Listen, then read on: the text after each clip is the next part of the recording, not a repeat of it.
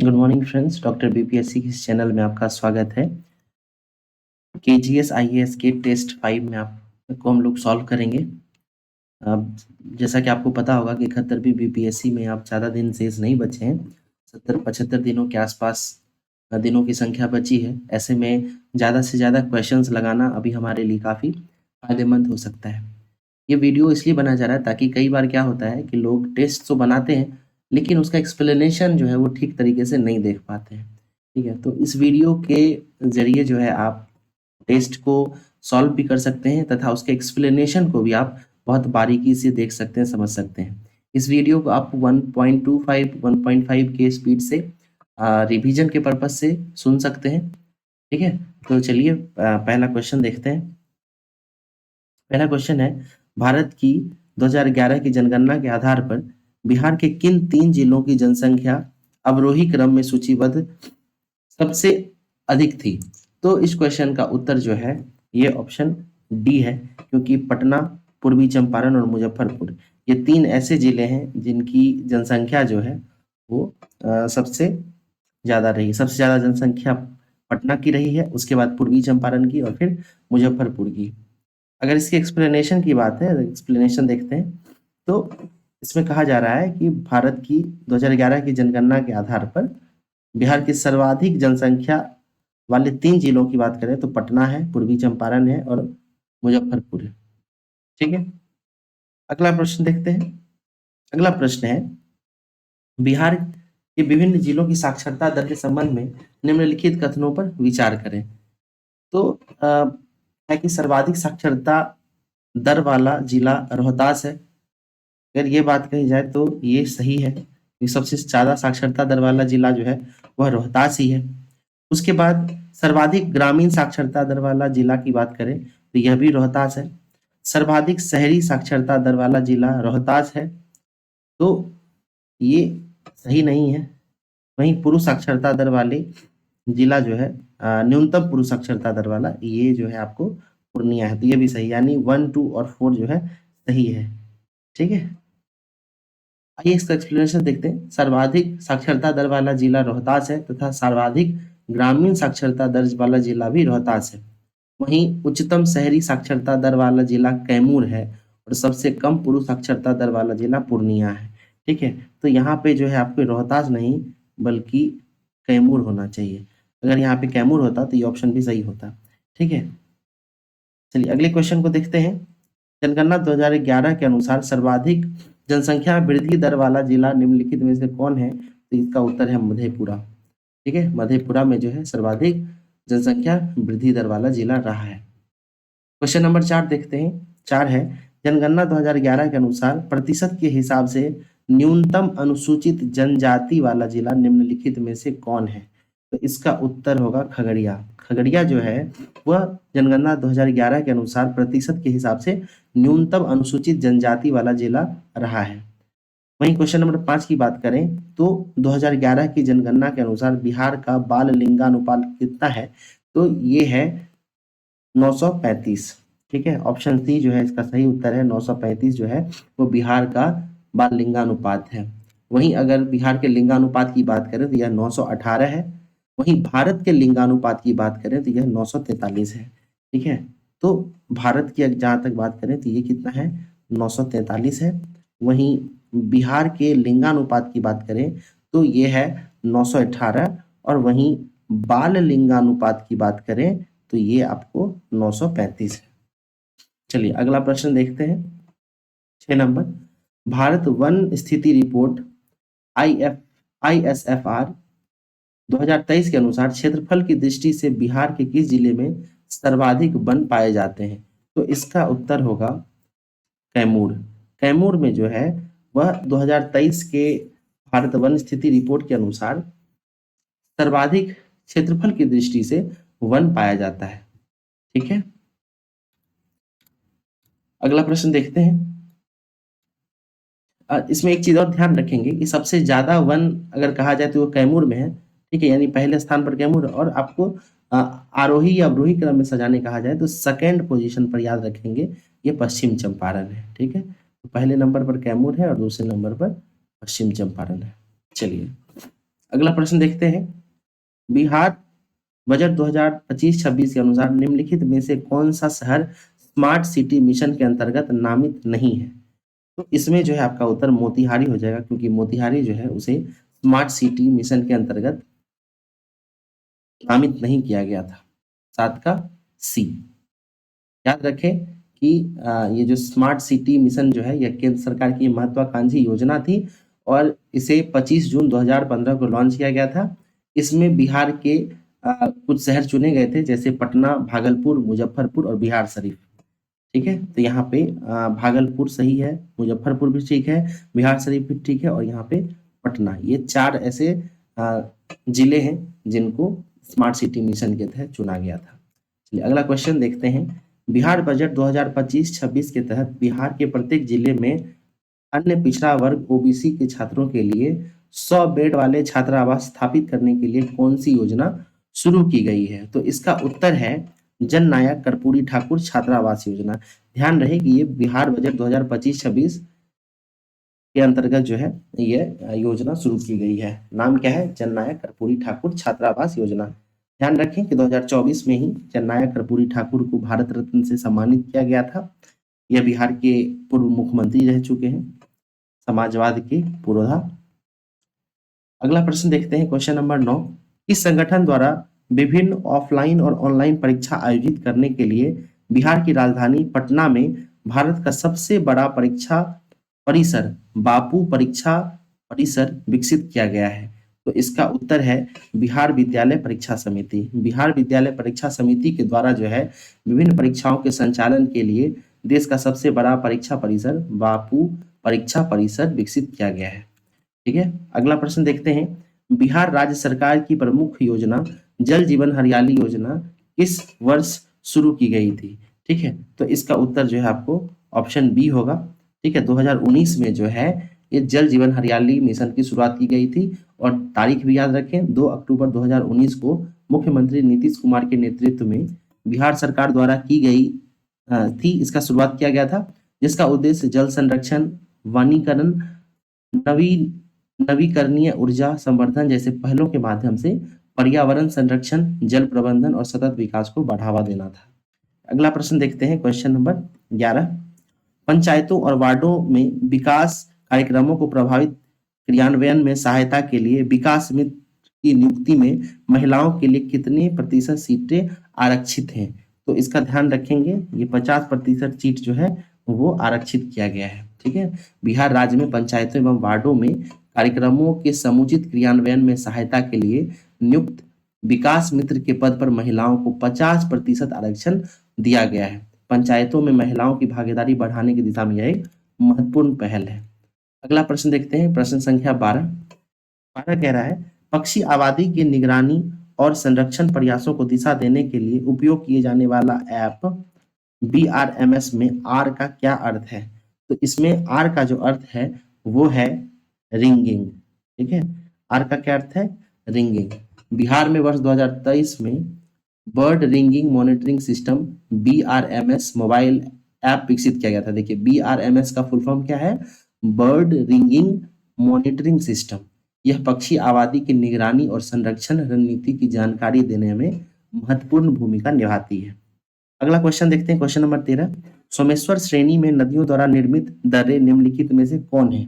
ठीक है, तो इसका आंसर हो जाएगा उपयुक्त में से सभी, क्योंकि सोमेश्वर दर्रा, भिगनाठोरी दर्रा और मरवात दर्रा यह सभी जो है सोमेश्वर श्रेणी में नदियों द्वारा निर्मित दर्रे हैं। व्याख्या देख लेते हैं इसका एक बार। सोमेश्वर दर्रा जुड़ी पानी या तुरी पानी नदी के प्रवाह से निर्मित होता है। ठीक है, एक बार मैं फिर रिपीट कर देता हूँ, सोमेश्वर दर्रा जो है वह जुड़ी पानी या तुरी पानी नदी के प्रवाह से निर्मित होता है। भिखनाटोरी दर्रा कुंडी नदी द्वारा निर्मित है। मरवात दर्रा हरहा नदी द्वारा निर्मित है।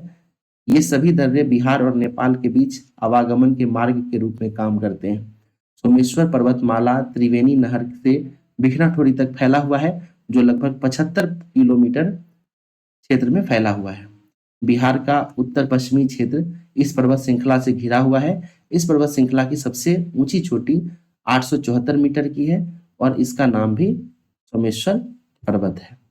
क्वेश्चन नंबर 14 की तरफ चलते हैं। बिहार के प्रमंडल के संबंध में निम्नलिखित में से कौन सा गलत है? ठीक है, तो ये क्वेश्चन है प्रमंडलों के संबंध में। कोसी प्रमंडल के जिले हैं सहरसा, सुपौल और मधेपुरा। तो ये तो बिल्कुल सही है, सही कहा जा रहा है इसमें। कोसी प्रमंडल में सहरसा, सुपौल, मधेपुरा आता है। तिरहुत प्रमंडल के जिले हैं पूर्वी चंपारण, पश्चिमी चंपारण, मुजफ्फरपुर, सीतामढ़ी, वैशाली, शिवहर। ये भी सही है। सारण प्रमंडल के जिले हैं मधुबनी, गोपालगंज, सारण एवं सिवान। ये गलत है। ठीक है, सारण प्रमंडल में 3 जिले हैं। ठीक है, और इन 3 जिलों में कौन कौन सा है? तो सारण, सिवान और गोपालगंज है। सारण, सिवान और गोपालगंज। ये मधुबनी जो है ये सारण में नहीं है। अगर आपको बिहार मैप का भी अगर थोड़ा सा जानकारी हो तो आप पाएंगे कि मधुबनी जो है ये दरभंगा के आसपास पाया जाता है। ठीक है, इसलिए हमारा सही उत्तर यही है। हमें गलत चुनना था, तो इसमें से गलत कौन सा है? C option. उसके बाद पूर्णिया प्रमंडल के जिले हैं अररिया, किशनगंज, कटिहार एवं पूर्णिया। ये बिल्कुल सही है। ठीक है, क्वेश्चन नंबर 15 देखते हैं। 15 कह रहा है अरवल जिला का निर्माण निम्नलिखित में से किस जिले को विभाजित करके किया गया था? ये आसान सा सवाल है, आपको पता होगा कि जहानाबाद को, ठीक है, उसको ही विभाजित करके बनाया गया था। ये 2001 में बनाया गया है। ठीक है, 2001 में जहानाबाद जिले को विभाजित करके अरवल जिला बनाया गया है। अगला प्रश्न देखते हैं, प्रश्न संख्या 16। निम्नलिखित में से बिहार का कौन सा जिला पश्चिम बंगाल से सीमा साझा नहीं करता? तो अगर आप इस क्वेश्चन का उत्तर की बात करेंगे तो इसमें होगा अररिया, क्योंकि अररिया जो है ये नेपाल से सीमा साझा करता है। वहीं कटिहार, किशनगंज और पूर्णिया, ये 3 ऐसे जिले हैं जो पश्चिम बंगाल के साथ सीमा साझा करते हैं। ठीक है, अगला प्रश्न है सोमेश्वर की पहाड़ी बिहार के किस जिले में स्थित है? ये बिहार के पश्चिमी चंपारण जिले में स्थित है। ठीक है, तो इसका उत्तर आपको 17 का ए होगा। ठीक है, सोमेश्वर की पहाड़ी जो है वो पश्चिम चंपारण जिले में अवस्थित है। चलिए अगला क्वेश्चन देखते हैं, क्वेश्चन नंबर 18। ठीक है, तो 18 क्या कह रहा है? 18 कह रहा है पश्चिमी चंपारण जिले में स्थित शिवालिक पहाड़ी में निम्नलिखित में से किस प्रकार की चट्टान की प्रमुखता है? तो आप गौर करेंगे तो यहाँ परतदार, ठीक है, सेडिमेंट्री जो होता है, सेडिमेंट्स एक के बाद एक के बाद एक परत जमा होकर जो पत्थर बनता है उसे ही परतदार यानी सेडिमेंट्री रॉक्स कहते हैं। ठीक है, तो यहाँ पे इसका उत्तर आपको बी होगा, परतदार। 19 नंबर प्रश्न को देखते हैं। बाघ एवं अन्य पशुओं के लिए विख्यात उदयपुर वन्यजीव अभयारण्य बिहार में कहाँ है? तो उदयपुर वन्यजीव अभयारण्य जो है ये आपको पश्चिम चंपारण में है। वहीं एक चीज और आप लोग ध्यान रखेंगे कि पश्चिम चंपारण में ही बिहार का एकमात्र नेशनल पार्क, ठीक है, वो अवस्थित है। ठीक है, आप लोग कमेंट करके नाम बताएं कि कौन सा नेशनल पार्क है जो पश्चिम चंपारण में अवस्थित है। क्षेत्रफल की दृष्टि से बिहार का सबसे बड़ा वन्यजीव अभयारण्य कौन सा है? तो ध्यान रखें कि इसका उत्तर होगा ऑप्शन बी। ठीक है, कैमूर वन्यजीव अभयारण्य जो है वह क्षेत्रफल की दृष्टि से बिहार का सबसे बड़ा वन्यजीव अभयारण्य है। यह लगभग 1500 वर्ग किलोमीटर में फैला हुआ है। ठीक है, इसके अलावा एक चीज और आप लोग रोचक तथ्य ध्यान रखें कि केंद्र सरकार ने कैमूर वन्यजीव अभयारण्य को टाइगर रिजर्व का दर्जा देने की बात बढ़ा दी है। ठीक है, तो कुछ ही दिनों में हो सकता है ये आपको जानकारी मिले कि कैमूर वन्यजीव अभयारण्य जो है वो टाइगर रिजर्व भी बना दिया गया है। ठीक है, इसके अलावा कुछ चीजें अन्य भी आप लोग ध्यान रखेंगे, जैसे यहाँ पे तुतला भवानी, ताराचंडी, रोहतासगढ़ किला, सिरगढ़ किला, मझरकुंड, धुआंकुंड जलप्रपात आदि भी पाए जाते हैं। ठीक है, तो इसी क्षेत्र में है ये। ओके, अगला क्वेश्चन है बिहार में पुरानी जलोढ़ मिट्टी का विस्तार निम्नलिखित में से किस जिले में है? देखिए, पुरानी जलोढ़ मिट्टी को भांगड़ मिट्टी भी कहा जाता है। ठीक है, और ये ऐसी मिट्टियां होती हैं जहाँ पे पुराने जमाने में बाढ़ आया करता था, मिट्टियां बार बार पुनरावर्तित होती थी। ठीक है, तो अब आपको पता करना है कि ऐसा कौन सा जिला है इन चारों ऑप्शन में जहाँ पे पुरानी जलोढ़ मिट्टी का विस्तार है। तो अब गौर करेंगे कि वैशाली, सारण, मुजफ्फरपुर, चंपारण, इन सारे क्षेत्रों में जो है कहीं ना कहीं नदियों के जल का प्रभाव है। जैसे चंपारण में गंडक है, ठीक है, मुजफ्फरपुर में भी गंडक है, अन्य बलान नदी है, ठीक है, बागमती है। उसी तरह वैशाली में भी बात करें तो वहां पे भी नदियों का जो है नदियां पाई जाती हैं। ठीक है, उसके अलावा सहरसा, दरभंगा, मुजफ्फरपुर, सारण। सहरसा जो है ये तो कोसी के लिए प्रसिद्ध है, यानी यहाँ नवीन जलोढ़ मिट्टी तो जरूर होगी। वहीं दरभंगा जो है, दरभंगा और मुजफ्फरपुर ये भी आपको बागमती के लिए प्रसिद्ध है, ये गंडक के लिए प्रसिद्ध है, ठीक है। तो और इसमें रोहतास, गया, पटना, भागलपुर और मुंगेर की बात करें तो ये ऑप्शन जो है आपको पुरानी जलोढ़ मिट्टी का हो सकता है। कारण क्या है कि रोहतास जो है वहां से जो नदी बहती है उस नदी में इतना जल अभी वर्तमान में नहीं हो पाता है जिससे कि वो बाढ़ ला सके, इसलिए यहाँ पे पुरानी जलोढ़ मिट्टी का अधिकता पाई जाती है। यही हाल पटना का भी है। पटना का जो है ये सब आप गौर करेंगे ये सब दक्षिणी बिहार के जिले हैं, ठीक है। दक्षिणी बिहार में जो है जल की अनुपलब्धता रहती है या अपेक्षाकृत अगर उत्तर बिहार से आप उसकी तुलना करेंगे तो वहां पे कम पानी पाई जाती है, कम बाढ़ आता है और ऐसे में यहाँ पर जलोढ़ मिट्टी का विस्तार नहीं होता है, ठीक है। तो इन तीनों और चारों ऑप्शंस में सबसे उपयुक्त ऑप्शन जो है ये ऑप्शन ए है, रोहतास, गया, पटना, भागलपुर, ठीक है। चलिए अगला प्रश्न देखते हैं, क्वेश्चन नंबर 22। निम्नलिखित कथनों पर विचार कीजिए। उत्तर बिहार की वह नदी कोसी है जो बिहार में सबसे पूर्व में गंगा नदी से मिलती है, क्या ये सही है? कोसी नदी क्या बिहार में सबसे पूर्व में गंगा से मिलती है? तो ऐसा नहीं है, ठीक है, क्योंकि सबसे पूर्व में महानंदा आकर मिलती है, ठीक है। हमें सही कथन चुनना है, तो पहला तो गलत हो गया। फिर दक्षिण बिहार की वह नदी सोन है जो बिहार में सबसे पश्चिम से गंगा नदी से मिलती है, तो यह बिल्कुल सही है, सही कहा जा रहा है, यानी सही उत्तर हमें चुनना है। तो केवल स्टेटमेंट 2 जो है वो सही है, ठीक है। अगला प्रश्न देखते हैं। बिहार की नदियों के संदर्भ में ही अगला प्रश्न भी है। क्वेश्चन क्या कह रहा है? बिहार की नदियों के से संबंधित निम्नलिखित कथनों पर विचार करें। मोकामा टाल में सर्वाधिक जल फल्गु नदी से है, ठीक है, तो ये बिल्कुल सही है। मोकामा टाल में जो है सर्वाधिक जल फल्गु नदी का है। भिखना टोरी दर्रे के मध्य से हरहा गुजरती है, अभी हमने देखा था, अभी ऊपर जो एक क्वेश्चन देखे तो उसमें ये बात बताया भी गया था।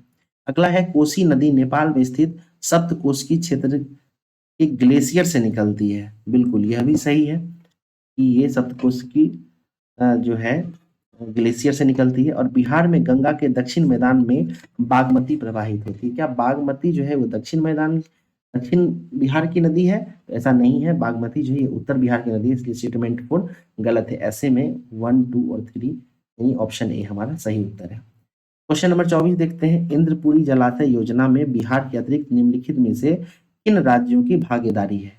तो इसमें अगर बात किया जाए तो इंद्रपुरी में तो उत्तर प्रदेश और झारखंड, इन दोनों राज्यों की भागीदारी है, उत्तर प्रदेश और झारखंड। इंद्रपुरी जलाशय परियोजना बिहार, झारखंड और उत्तर प्रदेश की संयुक्त परियोजना है, ठीक है, याद रखिएगा, बिहार, उत्तर प्रदेश और झारखंड की संयुक्त परियोजना है और यह सोन नदी पर है, ठीक है। तो इंद्रपुरी बैराज कहाँ किस नदी पे है? ये भी आप लोग याद रखेंगे, सोन नदी पे है। चलिए अगला प्रश्न देखते हैं, क्वेश्चन नंबर 25। बिहार के टाल क्षेत्र में निम्नलिखित में से कौन सी फसल प्रधानता से उगाई जाती है? तो टाल क्षेत्र की बात करें तो यहाँ पर दलहन वगैरह जो है ज्यादा उगाया जाता है, तो क्वेश्चन 25 का बी दलहन यानी मसूर जो है वो टाल क्षेत्र में ज्यादा उगाया जाता है। क्वेश्चन नंबर 26 देखते हैं। 26 में कहा जा रहा है बिहार के बेगूसराय जिले में स्थित बरौनी तेल शोधक कारखाना का निर्माण किस पंचवर्षीय योजना काल के दौरान किया गया था? तो ये जो है तृतीय पंचवर्षीय योजना के दौरान किया गया था, ठीक है। तृतीय पंचवर्षीय योजना यानी 1964 में जो है इसका निर्माण किया गया था। तीसरी पंचवर्षीय योजना की अवधि की बात करें तो ये 1961 से 1966 तक हुआ था, ठीक है। और ये योजना जो था ये कहीं ना कहीं एक तरीके से फेल हुआ था।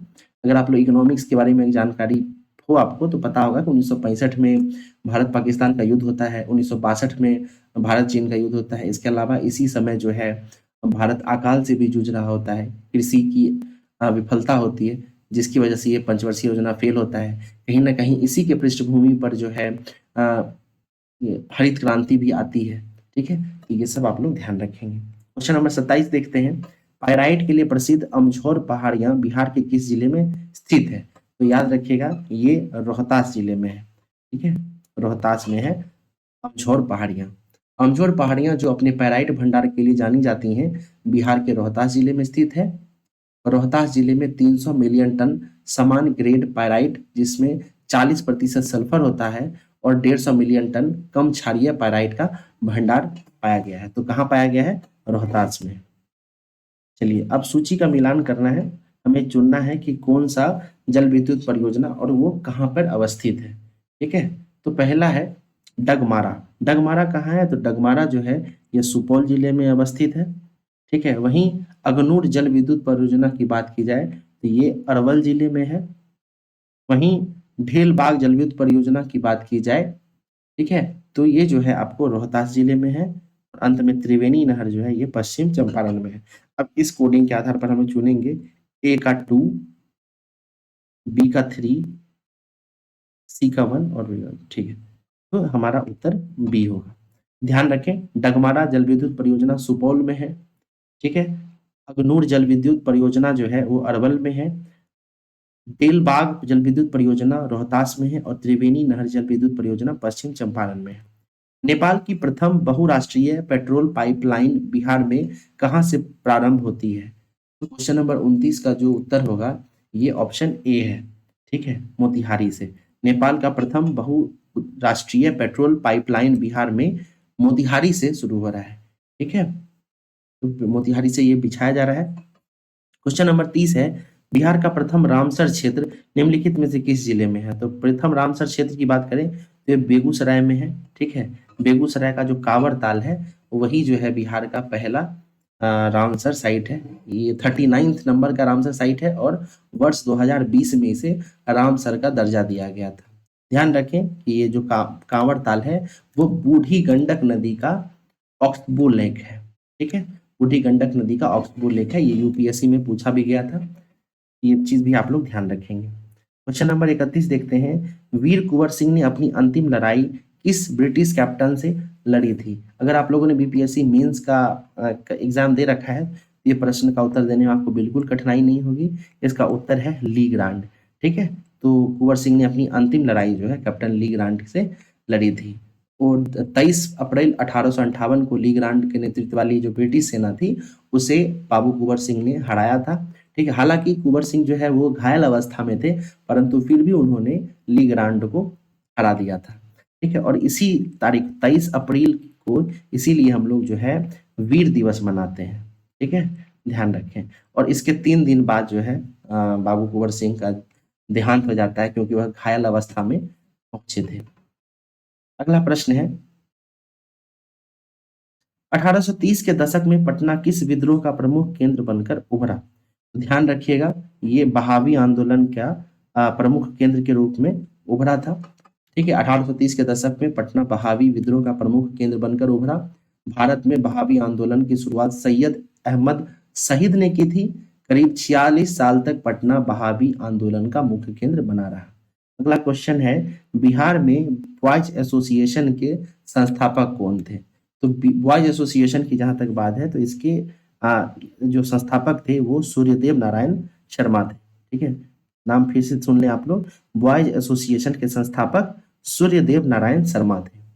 बिहार में बॉयज एसोसिएशन के संस्थापक सूर्यदेव नारायण शर्मा थे। इस एसोसिएशन की स्थापना 3 मार्च 1899 को दरभंगा जिले में हुई थी, जिसके अध्यक्ष आफाक खान और सचिव कमलेश्वरी चरण सिन्हा थे। सूर्यदेव नारायण शर्मा को इस महत्वपूर्ण युवा संगठन के संस्थापक का श्रेय दिया जाता है जो 1920 तक इस क्षेत्र में राजनीतिक गतिविधि का केंद्र बना रहा।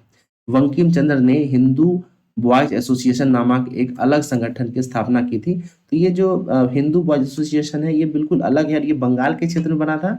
बिहार में बॉयज एसोसिएशन की जहां तक बात की जाए तो ये दरभंगा के क्षेत्र में 3 मार्च 1899 के दौरान इसकी स्थापना की गई थी और इसकी स्थापना सूर्यदेव नारायण शर्मा के द्वारा की गई थी। अगला प्रश्न है, बिहार में स्थापित विश्वविद्यालयों को उनके स्थापना क्रम के साथ निम्नलिखित में से कौन सा युग्म सही सुमेलित नहीं है? ठीक है, तो हमें गलत ढूंढना है। चलिए शुरू करते हैं। पटना विश्वविद्यालय 1917 ये बिल्कुल सही है। मगध विश्वविद्यालय 1962 ये भी सही है। वीर कुंवर सिंह विश्वविद्यालय ये भी सही है, ठीक है। हमें गलत चुनना है तो बिहार कृषि विश्वविद्यालय सबौर ये गलत है, ठीक है, यानी हमारा उत्तर डी होगा। जहां तक सबौर विश्वविद्यालय की बात है तो इसकी स्थापना जो है वर्ष 2010 में हुई थी, ठीक है। और यह वर्तमान में बिहार के भागलपुर जिले में अवस्थित है। यहाँ से अगर आप लोग न्यूज़पेपर फॉलो करते होंगे तो सबौर श्री, ठीक है, और इस तरह करके अन्य कई किस्मों के धान की किस्म बनाए जा चुके हैं, ठीक है। तो सबौर कृषि विश्वविद्यालय जो है काफी फेमस है। अगला प्रश्न है, निम्नलिखित में से किस पत्रिका ने भारतीय संपादक बाबू महेश्वर प्रसाद को हटाकर उनके स्थान पर कनिंघम को नया संपादक नियुक्त किया। ठीक है, तो किसने किया था? तो इसका नाम था बिहारी। ठीक है, बिहारी पत्रिका ने। बिहारी पत्रिका के मामले में भारतीय संपादक बाबू महेश्वर प्रसाद को हटा दिया गया और उनके स्थान पर कनिंघम को नया संपादक नियुक्त किया गया था। ठीक है, अगला क्वेश्चन है 36 नंबर, देखते हैं। अगस्त 1918 में आयोजित भारतीय राष्ट्रीय कांग्रेस के विशेष अधिवेशन की अध्यक्षता किसने की थी? तो यह थे सैयद हसन इमाम। ठीक है, सैयद हसन इमाम जो है उन्होंने अगस्त 1918 में आयोजित राष्ट्रीय कांग्रेस की विशेष अधिवेशन की अध्यक्षता की थी। ठीक है, क्यों किया गया था इसके बारे में जानते हैं। तो अगस्त 1918 में जो है वो मॉन्टेग्यू चेम्सफोर्ड रिपोर्ट की समीक्षा के लिए इस अधिवेशन की अध्यक्षता या यह अधिवेशन बुलाया गया था और इसकी अध्यक्षता सैयद हसन इमाम ने की थी। क्वेश्चन नंबर 37 देखते हैं। 37 जो है यह है, डॉक्टर राजेंद्र प्रसाद के संबंध में निम्नलिखित कथनों पर विचार कीजिए। डॉक्टर राजेंद्र प्रसाद का जन्म 3 दिसंबर 1884 को जीरादेई नामक गांव में हुआ था। तो ये बिल्कुल सही है, उनका जन्म जो है वो जीरादेई में हुआ है। ठीक है, उसके बाद 1906 में बिहारी छात्र सम्मेलन की स्थापना करते हैं, ये भी सही है। 1906 में बिहारी छात्र सम्मेलन की उन्होंने स्थापना की थी। वे 3 बार भारतीय राष्ट्रीय कांग्रेस के अध्यक्ष भी रहे थे, ये भी सही है। और इन्होंने the man who divided India नामक पुस्तक, ये गलत है। ठीक है, इन्होंने the man who divided India नहीं बल्कि इंडिया डिवाइडेड नामक पुस्तक लिखी थी, इसलिए अब ये 4 गलत है, 1 2 3 सही है। ठीक है, तो हमारा उत्तर जो है ऑप्शन बी हो जाएगा। क्वेश्चन नंबर 38 देखते हैं। बिहार में बाल बजट निर्माण की प्रक्रिया कब से शुरू हुई? ठीक है, तो कब से शुरू हुआ है? तो ये ध्यान रखेंगे कि 13-14 जो आर्थिक वर्ष 13-14 था तभी से बाल बजट शुरू किया गया था। ठीक है, क्वेश्चन नंबर 39 देखते हैं। 39 है, बिहार की 7 निश्चय भाग 2 में निम्नलिखित में से कौन सी योजना शामिल नहीं है? युवा शक्ति, बिहार की प्रगति शामिल है, सशक्त महिला, सक्षम महिला शामिल है, स्वच्छ गांव समृद्ध गांव शामिल है, वहीं आर्थिक खंड युवाओं को बल, ये शामिल नहीं है क्योंकि ये 7 निश्चय पार्ट 1 का हिस्सा था। ठीक है, 7 निश्चय पार्ट 1, आप लोग एग्जाम देने से पहले 71वीं बीपीएससी के एग्जाम से पहले ही 7 निश्चय में जो 7 निश्चय हैं पार्ट 1 और पार्ट 2 दोनों जो है उसको अवश्य देख ले, याद कर ले, मेंस में भी ये काफी काम आता है। ठीक है, निम्नलिखित कथनों पर विचार कीजिए। बिहार में व्यक्तिगत सत्याग्रह के प्रथम सत्याग्रही डॉक्टर राजेंद्र प्रसाद थे, क्या ये सही है? ये सही नहीं है। ठीक है, क्योंकि यह श्री कृष्ण सिंह थे। तो बिहार से पहले व्यक्तिगत सत्याग्रही श्री कृष्ण थे, दूसरे व्यक्तिगत सत्याग्रही की बात करें तो अनुग्रह नारायण सिन्हा थे। ये स्टेटमेंट सही है, इसका उत्तर जो है ऑप्शन बी हो जाएगा, केवल 2। अगला क्वेश्चन, क्वेश्चन नंबर 41 देखते हैं। भारत छोड़ो आंदोलन के क्रम में 11 अगस्त 1942 को पटना सचिवालय गोलीकांड में शहीद होने वाले निम्नलिखित में से कौन सा शामिल नहीं था? तो उमाकांत प्रसाद सिन्हा थे, राजेंद्र सिंह थे और देवी पद चौधरी भी थे, लेकिन सीताराम केसरी जो है इसमें शामिल नहीं थे। ठीक है, तो ऑप्शन ए जो है हमारा उत्तर हो जाएगा, सीताराम केसरी जो है वो शामिल नहीं थे। वहीं 11 अगस्त 1942 को जो है सचिवालय गोलीकांड होता है, इसमें कुल 7 स्वतंत्रता सेनानी शहीद हुए थे। इनके नाम हैं उमाकांत प्रसाद सिंह, रामानंद सिंह, सतीश प्रसाद झा, जगपति कुमार, देवीपत चौधरी, राम गोविंद सिंह और राजेंद्र सिंह। ठीक है, तो उमाकांत प्रसाद सिन्हा, रामनंदन सिंह, सतीश प्रसाद झा, जगपति कुमार, देवीपत चौधरी, राम गोविंद सिंह और राजेंद्र सिंह। चलिए अगला प्रश्न देखते हैं, 42 नंबर। युवकों को गोरिल्ला युद्ध में प्रशिक्षित करने के लिए आजाद दस्ता का गठन जयप्रकाश नारायण ने कहाँ किया था? तो इसका निर्माण जो इन्होंने नेपाल की तराई में किया था, इसलिए यहाँ इसमें से कोई भी सही नहीं है। नेपाल के राजविलास जंगल के बकरी की टापू पर जो है वो आजाद दस्ता का गठन किया गया था। इसमें जयप्रकाश नारायण के अन्य सहयोगियों ने भी इनका सहायता किया था। ठीक है, जिसमें राम मनोहर लोहिया वगैरह थे वो प्रमुख थे। क्वेश्चन नंबर 43 देखते हैं। सविनय अवज्ञा आंदोलन के दौरान छपरा जेल में जेल कैदियों ने नंगी हड़ताल किस मांग से की थी? तो ये ध्यान रखेंगे, इसका उत्तर होगा बी, स्वदेशी वस्त्र की मांग के लिए। ठीक है, स्वदेशी वस्त्र की मांग कर रहे थे और स्वदेशी वस्त्र न दिए जाने के कारण उन्होंने नंगी हड़ताल किया था। चलिए अगला प्रश्न देखते हैं। गंडक परियोजना के संबंध में निम्नलिखित कथनों पर विचार करें और कौन सा सही है हमें ये बताना है। ठीक है, तो सही कथन चुनते हैं। यह भारत तथा नेपाल की संयुक्त परियोजना है, ये बिल्कुल सही है। यह बिहार में स्थित है और इससे बिहार, उत्तर प्रदेश और नेपाल को लाभ होता है। गंडक नदी से बिल्कुल इससे लाभ होता है। यह परियोजना के संबंध में भारत और नेपाल के बीच 1959 में समझौते पर हस्ताक्षर हुआ तथा 1960 में कार्य प्रारंभ हुआ, यह भी सही है। मधुबनी जिले में स्थित त्रिवेणी नहर गंडक नदी से निकलती है। देखिए, त्रिवेणी नहर गंडक से निकलती है, ये तो सही है, लेकिन ये मधुबनी जिले से नहीं बल्कि पश्चिमी चंपारण से, इसलिए हमारा स्टेटमेंट 4 गलत है। तो उत्तर हो जाएगा 1, 2 और 3, यानी बी इसका सही उत्तर है। 45, क्वेश्चन नंबर 45 देखते हैं। निम्नलिखित कथनों पर विचार कीजिए। बिहार का जलोढ़ मैदान संरचनात्मक दृष्टि से सबसे प्राचीन भूकार्विक संरचना है। बिल्कुल गलत है ये स्टेटमेंट, क्योंकि सबसे प्राचीन नहीं बल्कि सबसे नवीन भूगार्भिक संरचना है। धारवाड़ युग की चट्टान दक्षिण बिहार के सीमांती प्रांत क्षेत्र में पाई जाती है, ये स्टेटमेंट बिल्कुल सही है।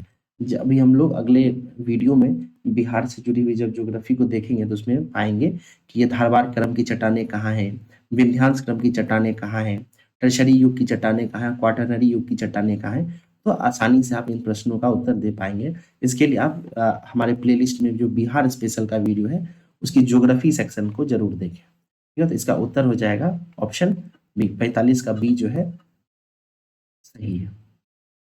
ठीक है, अगला प्रश्न देखते हैं। बिहार के भौगोलिक आयामों के संबंध में निम्नलिखित कथनों पर विचार करें। बिहार का कुल भौगोलिक क्षेत्रफल 94,163 वर्ग किलोमीटर है, बिल्कुल ये सही है। बिहार का पूर्व पश्चिम विस्तार लगभग 345 किलोमीटर है। देखिए, पूरब से पश्चिम का विस्तार जो है ना वो 483 किलोमीटर, इसलिए ये गलत है।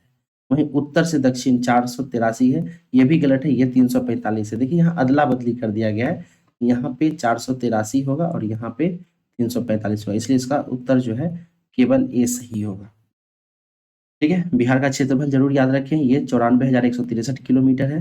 पूरब से पश्चिम अगर बिहार का विस्तार की बात करें तो ये 483 किलोमीटर है। ठीक है, वहीं उत्तर से दक्षिण की बात करें तो ये 445 किलोमीटर है। क्वेश्चन नंबर 47 देखते हैं। ताना भगत आंदोलन के संबंध में निम्नलिखित कथनों पर विचार करें।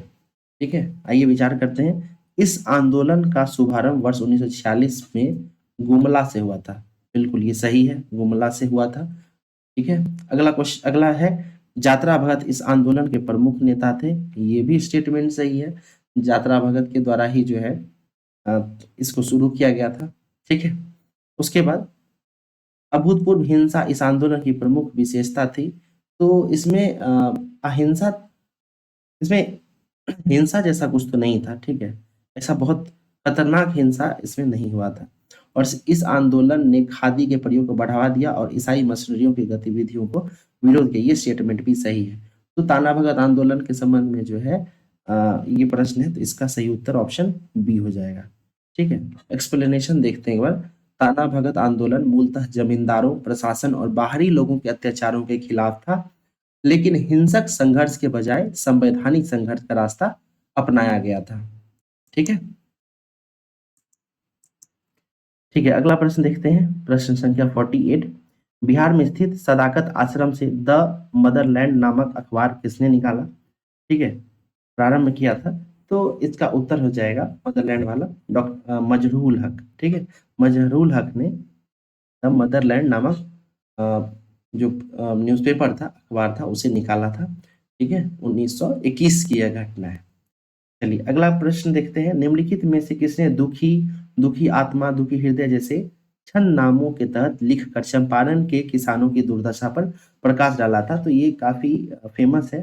ठीक है, आप लोगों को पता भी होगा। इसका उत्तर है पीर मोहम्मद मुनीस। ये एक मदरसा के प्रोफेसर थे, टीचर थे। ठीक है, उन्होंने ही अपने पेन नेम से, ठीक है, जो कि कई बार दुखी, दुखी आत्मा, दुखी हृदय आदि होता था, उससे ये उससे ये लोग लिखते थे। ठीक है, और ये कहाँ लिखते थे? तो एक न्यूज़पेपर था, ठीक है, प्रताप, जो कि कानपुर से छपता था। गणेश विद्यार्थी इसके संपादक हुआ करते थे। उसमें पीर मोहम्मद मुनीस जो है वो लिखा करते थे। ठीक है, चलिए क्वेश्चन नंबर 50 देखते हैं। बिहार सरकार द्वारा पुनः चालू किया गया रीगा चीनी मिल बिहार के किस जिले में है? तो रीगा चीनी मिल की बात करें तो ये सीतामढ़ी में है और इसे पुनः चालू कर दिया गया है। 4 साल से बंद पड़ी शिवहर, सीतामढ़ी सहित उत्तर बिहार की अर्थव्यवस्था की रीढ़ मानी जाने वाली रीगा चीनी मिल का दोबारा संचालन शुरू हो गया है और यह सीतामढ़ी में है। तो इस तरीके से हम लोगों ने 50 प्रश्नों को देख लिया है। ठीक है, ये हम लोग खान जीएस टेस्ट था, उसका टेस्ट संख्या 5 देख रहे थे। 1 से 50 प्रश्नों को हम लोग देखा है। अगले पार्ट में हम लोग 50 से 100 तक प्रश्नों को देखेंगे। धन्यवाद।